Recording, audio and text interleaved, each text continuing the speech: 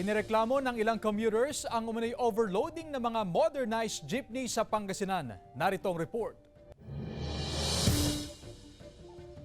Kita ang siksikang sitwasyon ng mga pasahero sa cellphone video na ito, nakuha ng isang concerned citizen. Tumanggi na siyang magpa-interview sa harap ng kamera, pero reklamo niya, marami raw modernized jeepney na biyaheng Bayambang Dagupan ang nag-o-overloading. May mga natanggap na raw na reklamo ang LTFRB hinggil sa overloading sa mga modernized jeepney. Kaya sa Oplan Ligtas Biyahe na ipatutupad sa nalalapit na Semana Santa, kabilang sa sisitahin ng mga sasakyan na nagsasakay ng pasahero na lagpas sa kapasidad nito. Meron kaming mga off-lunch. May mga off-lunch kami.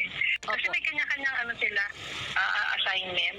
Mahigpit din ang operasyon ng Public Order and Safety Office laban sa mga tricycle driver na nag-o-overloading din sa Kalasyaw, Pangasinan. 5 pasahero lang ang dapat sakay sa tricycle.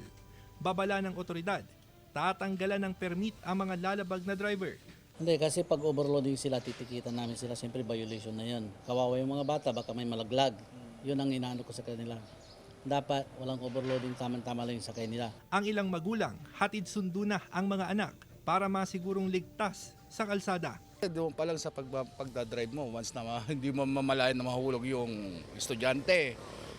Imbis na hindi makaabala sa'yo bilang isang driver, tsaka yung maaksidente, yun ang iniiwasan talaga. Kasama si Jing Dakanay, Russell Simorio, One North Central Luzon.